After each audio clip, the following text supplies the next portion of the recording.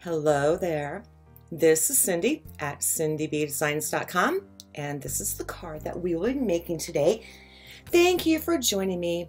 It looks very clean and simple, but there is some work behind this and a fun technique I'm going to show you that you're seeing on the panel behind our little bulb. I've been featuring Brightly Gleaming all this week. That was like my sample card that I made. And that background that you see behind the bulb and the coloring, we used an embossing folder for that, but that's what we're going to be doing. So we have the Christmas Gleaming, and I brought in 2 every season just for the Merry Christmas sentiment. And we're going to be using our alcohol markers of Stampin' blends. We have Lovely Lipstick and Granny Apple Green. And we are going to get started. I've cut down a piece of 4 1/4 square thick Whisper White cardstock, and I already set up that image, the Holly Berry image, on the Stamparatus, and I'm just turning it around, and it's going to go into every corner since the cardstock is square. And I'm laying that down, and I'm gonna leave the image in there, and I'll show you what I'm gonna do with that. So I have light Lovely Lipstick, and I'm just filling in our little berries right now. And then I'm going to grab the dark Lovely Lipstick and just put like little half moons down there where I want to say the buds of the berries are. And I'm taking light and I'm just blending that out. And I'm doing a combination of circular motions with my wrist and, you know, upward strokes out. And you can tell what I'm doing by how I'm holding the alcohol marker. You do not want to color directly with the tip. It looks like I am right there, but I'm really not. You want to hold it at an angle to the side.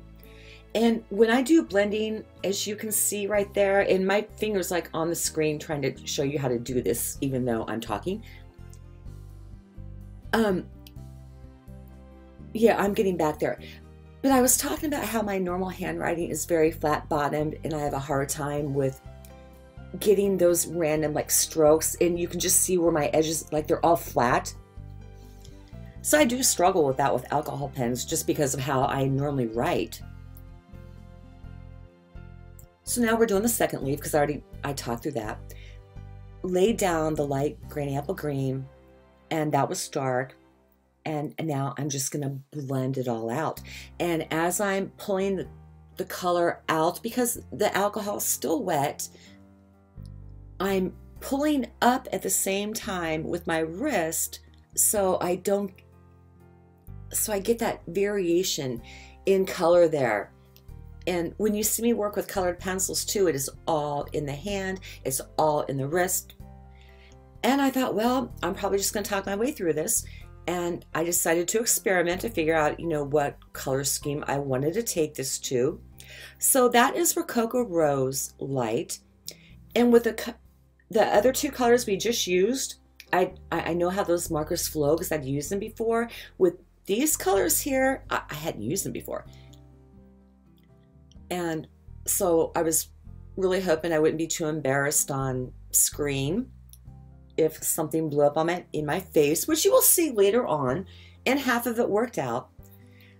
So I pulled out, you know, the dark with the light, because again, the alcohol is still wet, and it works better together when your color is still wet. That is Soft Seafoam, and I was really surprised how that all turned out. And this, and I blew it here. That is actually dark Soft Seafoam, and I grabbed the wrong color and laid down the dark first. And I kind of got it now thinking, oh no, this is going to work out well. I'm on screen, I'm filming, I don't want to edit this. I'm going to go with it. So I did. So that is the light. And I'll, you know, of course, end up bringing in the dark. And this is where I'm seeing, okay, now I can tell the difference between the 2. And I'm bringing back in the light, pull the color out, and it worked out, I think. But yeah, it did. So now we are moving on to, okay, these last two are going to be Petal Pink and Pool Party. So I'm looking at that, and yeah, my ink was dry, the black ink was, and I'm thinking, why is this dragging around? And I obviously had something on the tip of my marker, and that's why you saw me turn over that piece of paper and kind of like smudge it out a little bit. So I was thinking, okay, that image on, well, you know, the bottom right is kind of trash now. I really ended up trashing what I'm coloring, because if you look to the right, I have like another black streak there, and I can't cover that up. And then when I drop in the Pool Party for the berries, it's like, okay, this is ugly. Those colors are nice, but they don't, and they do work together, as you will see with the other holly berry. But just making the berries Pool Party and the leaves Petal Pink, that did not work. And this is where it did work. So it's kind of blows you away a little bit. It's like, these are the same colors, but just moving around where they are in the image, it's a huge difference. Because, you know, again, the one on the left, not so much, at least in my mind. The one on the right, yeah, I can deal with.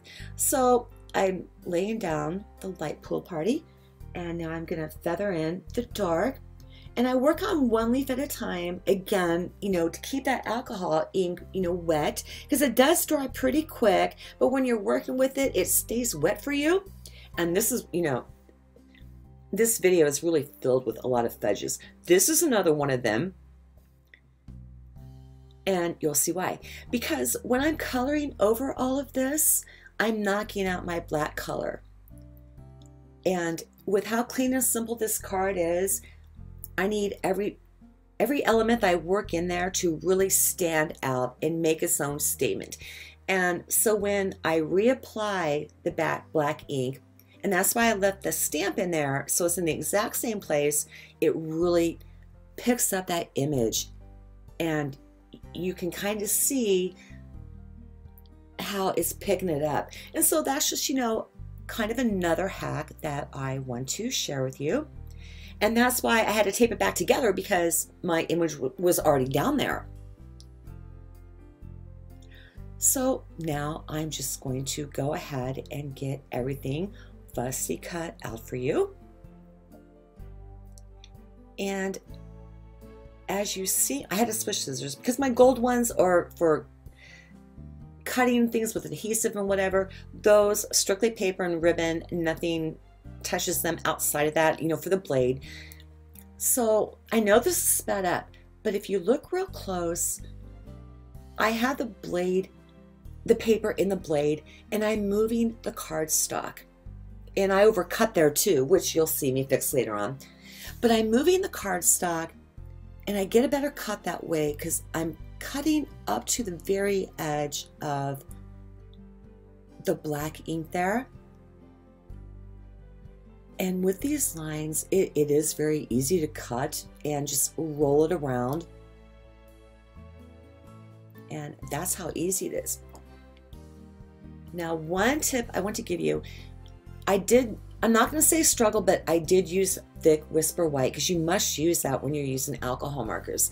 And so to clean up those edges there where I fussy cut it out, I'm taking a Stampin' Right marker in basic black, and I'm just going around the edges of that and covering up that white there.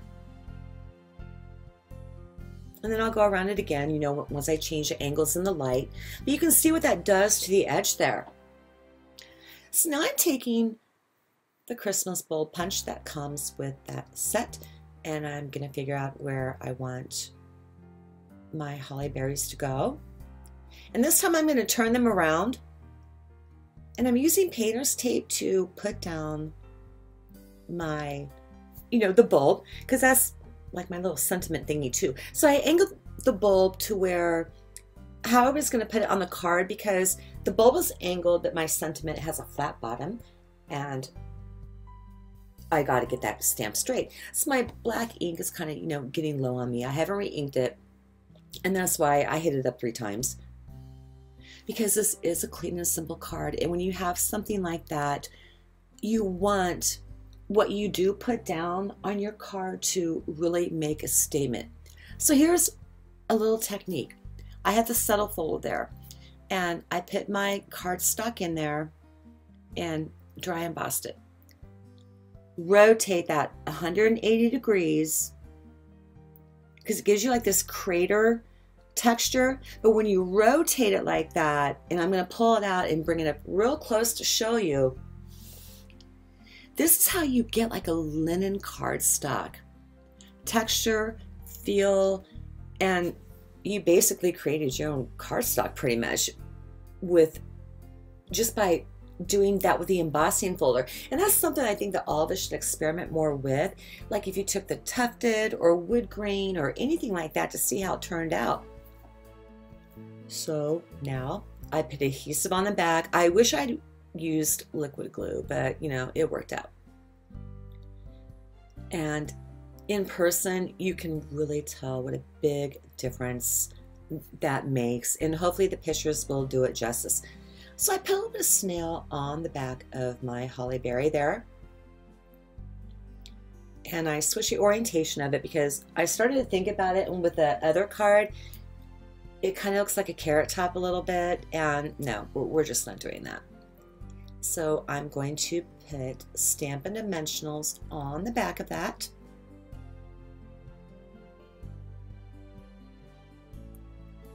And I did my usual trick, you know, dragging my pokey tool along the back of it just to get those, the lining of the dimensionals, they pop off easier that way.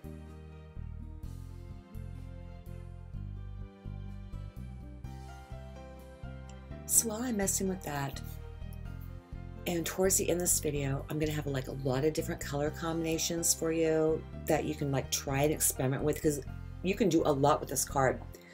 Or, you know, the design with it with color wise. So I'm making sure that I can open it up and wasn't going to put it on upside down because I do that. And so now that is down, and I'm going to take the dark lovely lipstick marker to the rhinestones and personalize that. And I'm going to have one in every size of the small, medium, and large.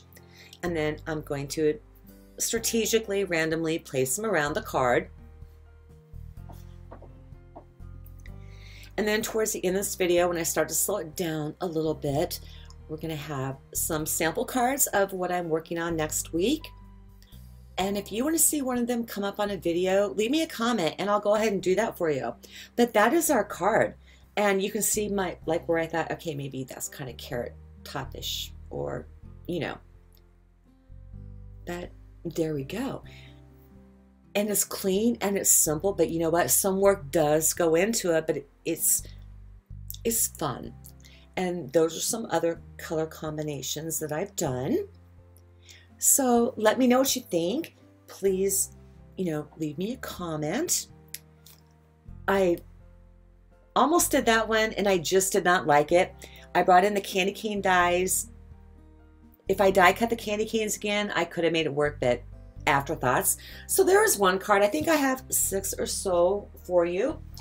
And we are working off of Feels Like Frost Next Week. And I used the tufted embossing folder on that one, which I was talking about trying. And then we have a, I mean, these are very clean and simple. I let the paper work for me. We have a little fun fold there. And so, yeah, I hope that you join me. Again, leave a comment, hit like and subscribe. I hope that you enjoyed today's video. God bless, have a fantastic weekend, and I will see you next week.